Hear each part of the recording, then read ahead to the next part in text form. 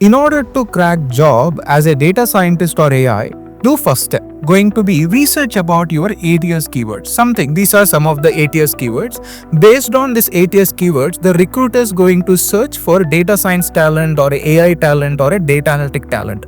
And this ATS keywords are categorized into two categories. One is in-depth skill set, another one is a broader skill set. So in-depth going to be, if you want to be a data scientist, there are in-depth skill set you need to be mandatory and you need to be confident in those particular keywords. And broader going to be, you can have a average of 50-50 kind of knowledge on those particular skill set.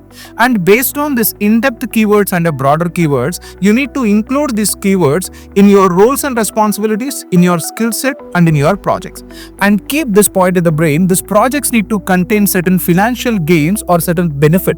And based on that particular projects, you need to explain them or you need to write them in such a format that so you are using your soft skills plus your skill set going to be hard skills. So how exactly you solved it? For example, I used my business acumen skills to solve my data science project using Python machine learning. Or I used my critical thinking in order to approach towards a particular solution. Or how I used my analytical thinking ability to identify the feature selection or a feature engineering process. So this kind of combinations are very important. If you are able to prepare like this, if you are able to prepare your resume or your preparation while you are explaining to your interview in this style, you can easily crack your data analytic, data science or AI interviews with 100%.